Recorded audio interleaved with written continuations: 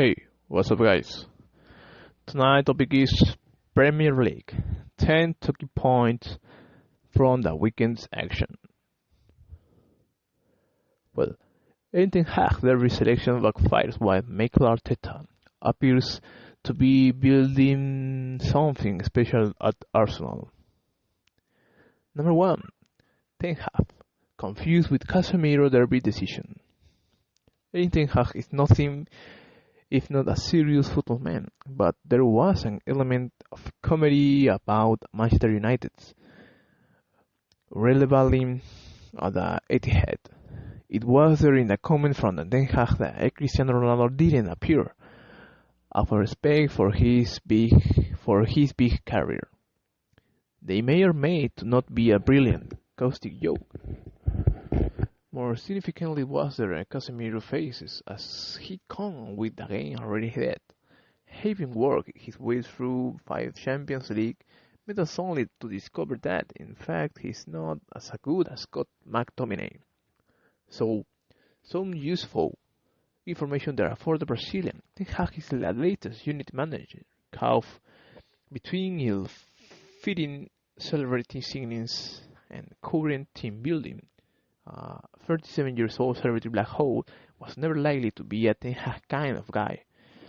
But non-starting Casemiro, a midfielder who was being the best in the world in his role, made very little sense. Number 2. Leeds and Villa sings out Super Sunday. Leeds and Aston Villa don't like each other.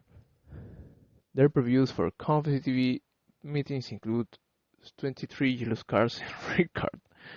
A pre-season friendly in Australia also boiled over. Sunday story of 7 yellows and the red shown for Luis Iniesta's second basketball offense. Not intelligent play, as his manager Jesse Marsh put it, was about par. Stuart Hotel, the referee, was a time lenient but was offered no choice about the second booking when Iniesta put his foot out to blank free kick. The Colombian was suckered into his reaction by Douglas Luiz, taking the kick quickly but could have few complaints. He was not alone in being distracted by the skullduggery and aggression that dragged the game downwards as a spectacle. Marsh accused the Villa of trying to slow the game down to snail pace, while Steven Gerrard admitted, "We came here to frustrate Leeds. It's made for a poor selection for the showpiece Sunday." Wait. Number 3. Arsenal feel genuine sense of hope under Arteta. You see a sense of something that's unique and real, Mikel Arteta said after watching Arsenal take Tottenham apart. The league leaders are having fun. They are not the finished article, but there is a self-belief and genuine joy in their play, as well as in their expression with one another. It suggests nobody should put a ceiling on their reputation. Aaron Ramsdale poked his head into the press conference room afterwards with a sheer hello and a little later explained the heart of missing out on the Champions League. Football is contributing to their energy. We all have this. We have this fire burning inside because of that what happened, he said. The day returned to pre-season, the standard of training had increased. People are demanding more of each other. They are developing in England, with exploring Liverpool visiting the Emirates next. Arsenal can justifiably feel a level of hope that had deserted them for years.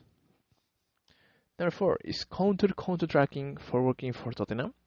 Never has Antonio Conte team play a league season with less than 50% possession. Right now, Tottenham's cumulative total is 48%. So, whose responsibility is it a problem? And can it be changed? Tottenham's inability to keep the ball is partly tactical and deliberated, a low defense block. A reliance on the counter-attack a two-man midfield picked for physicality rather than control. This need not be a weakness in itself. Conte would argue that without a midfield playmaker such as Marcelo Brozovic, Andrea Pirlo or Cesc Fabregas, and with four high-class forward, he is simply playing to Tottenham's strength.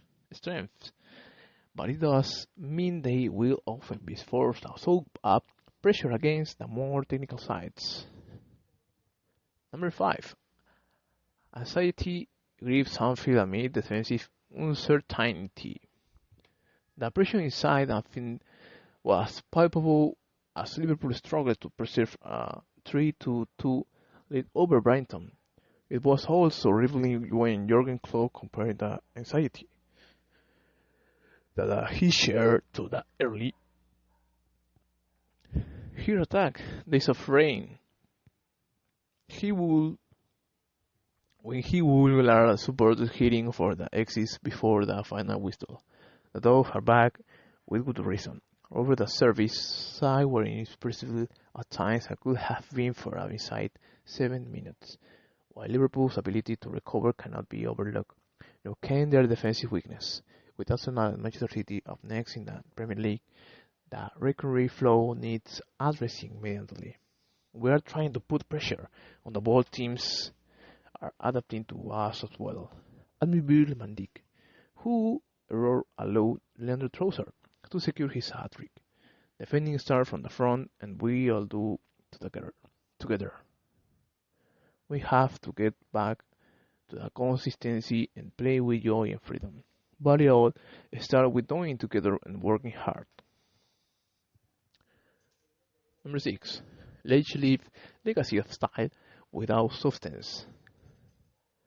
Benolage struggled with Wolf, threw up and physical questions. How long can it be acceptable to play decent football and look nothing like winning a match?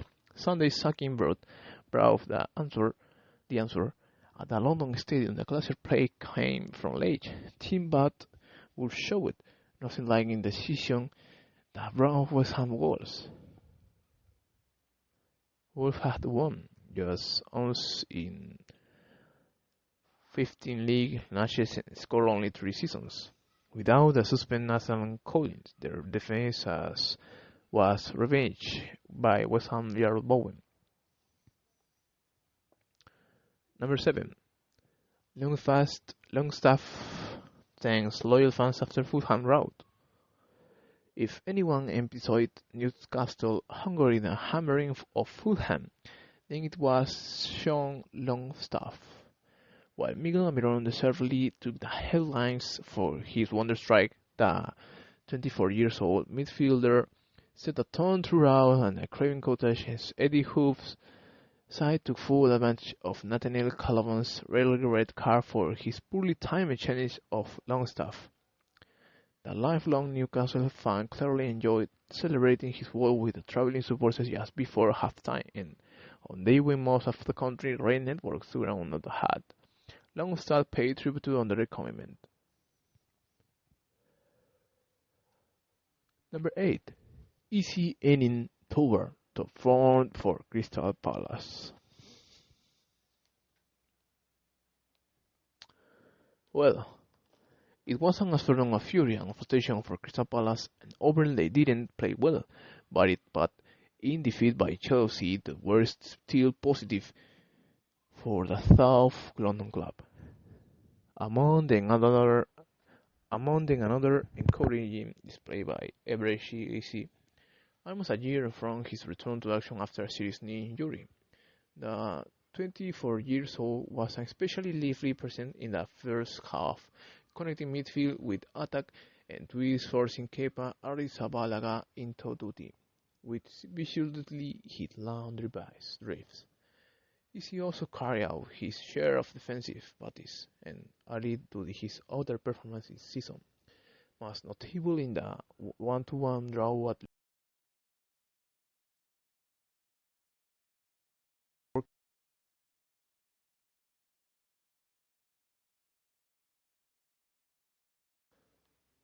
we have ese also carried out his share of defensive duties and a lead to his other performance this season, most notable in the 2-1-2 draw at Liverpool's in August. There's a little doof and this player who is slowly but surely working his way back to consistently high levels. He was at Palace before his Everton setback. Number 9. Lampard praises Van with added steel. Frank Lampard repeatedly allowed to the strength of character in his Everton squad after victory at Southampton, as a spirit that one was often conspicuous by its advance last season. Conor Cody and James Tarkowski have forged a steady partnership in front of Jordan Pickford, while Idrissa Gueye and Amon 2 more summer signings dictate the midfield estate marry another end of Everton a new face. Glenn McNeil scored that we need to send to the 3,000 strong away support home happy. And number 10, O'Neill extends his mark on Bournemouth. Well, on the face of teams, a goalless draw at home in Brentford is a poor result for Bournemouth, the exact kind of game a promoted side would hope to win. But look at in the context, this a particular goalless draw at home to Brentford represents progress. When Gary O'Neill succeeded scored Parker after the 9-0 defeat at Allenfield, Bournemouth but had conceded 16 times in three games. In the 4 they've played since, they have been breached just 4 times broadly speaking. O'Neill has used the same players as the processors. What has changed is that his defense is better organized. Well, it's all and goodbye guys. I see you in the next episode.